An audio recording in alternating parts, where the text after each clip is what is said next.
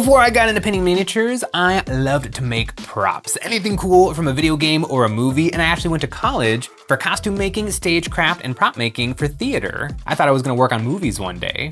In college, I developed a very particular set of skills. I actually became quite the seamstress. Maybe one day I'll do a video draping and stitching a costume from 40K, but today I wanna build a bolt pistol. Now, I've already made one weapon from the world of Warhammer 40,000. A few years ago, I made this stub pistol, and it turned out pretty darn good. I would call this cosplay plus. This would look really good in photos, and it looks pretty darn good up close, but it's not quite perfect. I wouldn't say that this is a hero prop. And today, I wanna make the hero prop. I wanna make a bolt pistol that is as good as the one in Captain Titus's hands from Space Marine 2 in the cutscenes when the camera is real close up.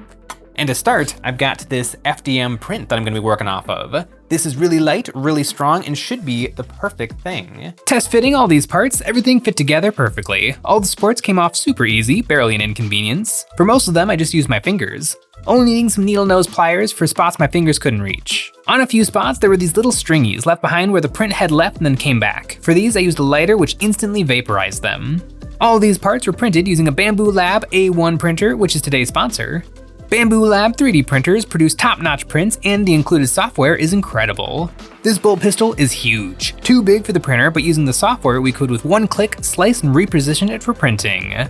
And the AMS automatic material system is a great feature of this printer, which automatically loads 4 spools of filament. This allows you to create multicolored prints, or if you want to print different batches of parts in different colors like on this bolter, it's easy to switch between the colors in the software. The Bamboo Lab A1 is the best printer on the market at this price point, able to deliver high quality and high volume printing at an affordable price. And they make it easy to get printing with the one-click printing feature from MakerWorld, with a huge catalog of designs begging to be printed. Use the link in the description to get started on your 3D printing journey with the Bamboo Lab A1 printer.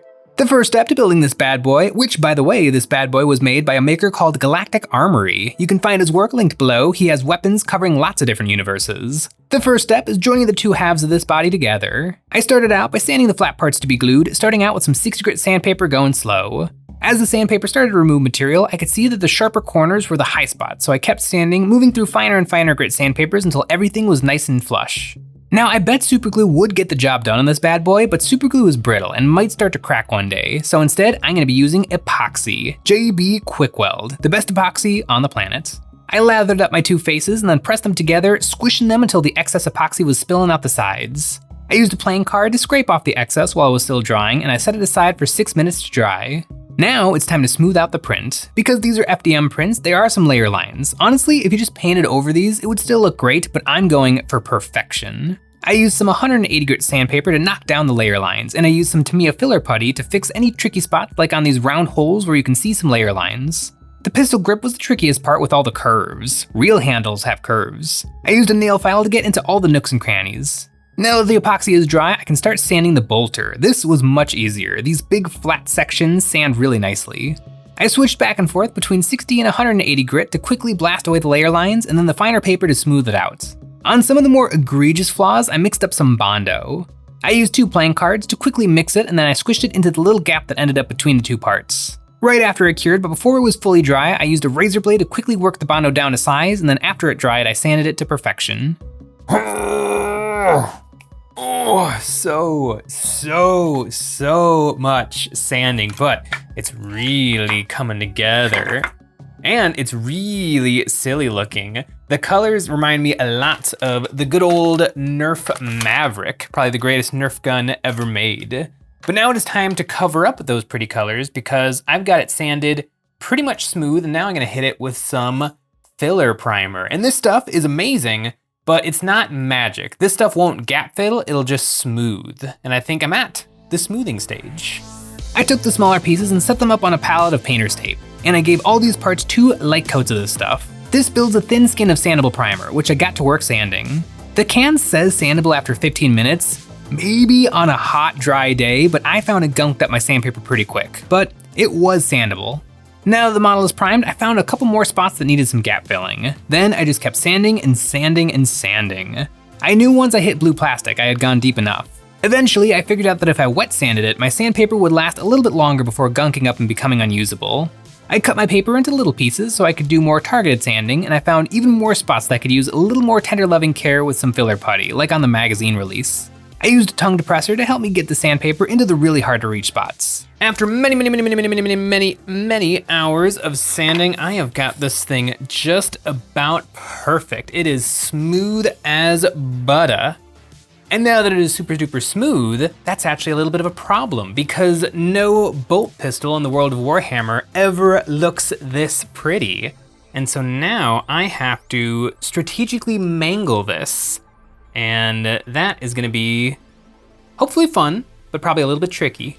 I want this boulder to look like it's seen some action, so I put the parts into a cardboard box along with the cubes of wood I use as paint handles and violently shook it. The effect was subtle. Now my bolter is covered in small dings and dents. Now for some more specific damage. I took an old dull pocket knife and started to stab and gouge the plastic, making patches of scratches that all run in the same direction. I used some 6 grit sandpaper to reinforce these scratches, pressing hard and then dragging this in the same direction as the slices. I went back to my knife using a lot of pressure to make some deeper, smaller scratches, and I flipped the knife over to smack some of the corners with the blunt side of the knife for dents. Now I can finally assemble him. I used ultra thin superglue to stick on the round little decorations that definitely serve a mechanical purpose. On the foregrip, I want this piece to look like molded rough plastic. I used some liquid mask to protect the little pin and then sprayed it with some texture spray paint. I think this stuff always looks terrible on patio furniture, but it works wonderfully to add texture to props. And speaking of texture, I want the flash hider to have some tooling marks, like it was turned on a lathe. I managed to stick it onto my power drill, wedging it into a paintbrush, and I spun it while pressing in some sandpaper. This gave me lovely, subtle lines all over. Now to base coat. I'm gonna use metallic spray paint. I don't know why, but all paint manufacturers like to lie when it comes to their metallics. This paint does not produce a perfect mirror finish like the cap would have you believe. Instead, it makes a very attractive gray aluminum surface. The foregrip didn't get the same silver treatment. Instead, I sprayed the pin and then remasked it so I could spray the part with matte black spray paint. That texture underneath looks really good. Then I did a final assembly, epoxying on the mechanisms in the back, the barrel, the foregrip, and the magazine. This handle though needs a little bit more attention before I glue it on. I masked off all around the back of the handle with liquid mask so I can perfectly follow the shape. Then I protected the rest with some painter's tape. I sprayed on some texture paint and then 2 coats of matte black paint, then demasking. This worked out almost perfectly. In just a few spots I had to fix it up with a little bit of brush on black paint. This handle is a little bit tricky, it doesn't quite fit, but I bet it was made that way on purpose. I think it's meant to use the slight flexibility of the plastic to lock it into place. And it has this free-floating trigger. I've been thinking all day about how to make this functional. First, I thought about using pen springs, but now I think a little bit of foam. I cut a rectangle that perfectly fits behind the trigger and it seems to work perfectly.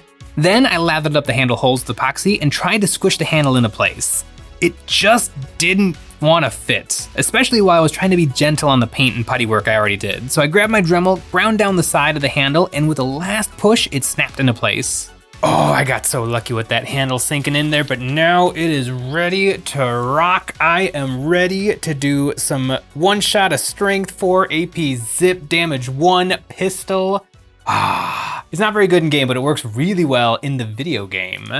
Now I gotta get the pistol's armor painted blue, and I really don't want to do any more masking. Just as an experiment, I tried spraying some blue into a cup and then brushing it on. This did not work. Spray paint is meant to be sprayed. Instead, I switched to the tried and true blue acrylic paint. In 2 coats of ultramarine blue, it was looking nice and sharp. That is a bolt pistol, a slightly inaccurate bolt pistol. Captain Titus's had black armor, and that looked really, really good in front of his blue Space Marine armor. This is just going on my shelf, and I want it to look Space Marine-y, so I went with ultramarine blue for the armor.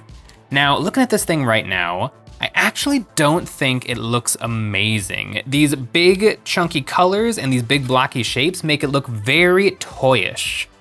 But after I get some dirt and grime on there, that is going to go away. And the classic motto of anybody who's ever tried to make something look dirty, you have to get it really, really dirty to make it look just a little bit dirty. I mixed some cheap black and brown acrylic paints with water and then took an old ratty paintbrush and started rubbing this on. Then I came back with a damp paper towel and cleaned off 95%. Doing this over and over built up a nice layer of grime sticking in all the crevices, while the silver paint provided a nice durable layer that wasn't going anywhere even with the most aggressive rubbing.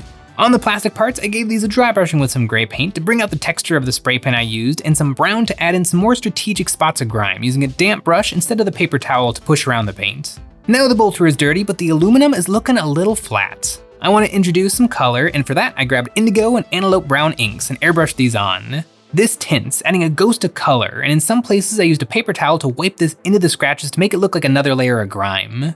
Then I sprayed on just a little bit of blue. Clean metal always looks a little bit blue because it's reflecting the sky. This bolter really is fantastically designed. Big shout out to Galactic Armory. They have tons of cool stuff. With an annual sub, you get a dozen different 40K helmets and weapons, and lots of other Star Wars and Halo inspired weapons. Taking a final look around the bolter, I see the grime is a little bit too grimy around the bolt, so I used some Q-tips dipped in alcohol to clean these spots up. It's the little things that make a big difference. And you know what is not a little thing? That's right, our website. EonsOfBattle.com is the place to find our merch, like the new Nick and Jay dice, and the best way to support us doing what we do with a membership. Each month, members will get a credit they can use on our new monthly terrain packs or any previous pack we have ever made. For the month of January, we made The Fall, Part 2, Guns. Big guns. This set focuses on printing high caliber ordnance ready to rock a battlefield. This set features the enormous battle cannon, a building-sized gun encased in a Gothic shrine for sending 100-pound shells into orbit, the sun cannon, an energy turret for throwing hot balls of glowing energy across the landscape, and the humble field artillery for mopping up whatever's left. This set perfectly complements the Fall buildings and is the second of 3 sets focused on getting a proper 40K board up and running as easily as possible. It's done. It's real. Oh, and it's everything I wanted it to be. The different colors, the different textures, the way the light glints off the metal if you hit it at just the right angle. This is why I love building props, because I've experienced this bad boy in the video game and in the tiny 2mm tabletop version. But now that I'm physically holding it in my hands, I can experience the volumes and the shapes, and I can feel the weight. I mean, this is light because it's a 3D print, but I get the gist. This much steel would be like 30 or 40 pounds, which kind of makes you wonder, do Space Marines ever have to consider their own weight? Like the road outside my house, trucks can't go on it because it's not designed for that much weight. Can a Space Marine be in a Valkyrie and it still take off? See, these are the sort of questions that I think about now that I have a real bolt gun in my hands. The holy bolter. Ooh, it feels good in the hand. 175 caliber bolter. And hilariously, it is a 75 caliber bolter that is both rocket propelled and cartridge exploded for no reason. The in-universe reason is because apparently if it just used the rocket propulsion, it would build up too much pressure in the barrel and break the gun. I don't think that's true, because I think the exploding cartridge would make way more pressure than the rocket exhaust, but to make Space Marines cool, they just gave their guns all the adjectives to describe them. This guy is fun. It has been a hot minute since I have built a proper prop, and I kinda wanna build some more. I don't know if I need to go Space Marine or Imperial Guard. A Tyranid weapon would be really cool. I don't think I could do it with 3D printing. I would probably wanna do like casting and molding of silicone rubber so that it is appropriately flappy dappy. But man, now I've got a real life bolter. Let me know in the comments below if there are any other things from the Warhammer 40,000 universe, or I guess anything really, that I should try to build, because this is a lot of fun. I need to play with this now for at least a couple of hours. Thanks for watching.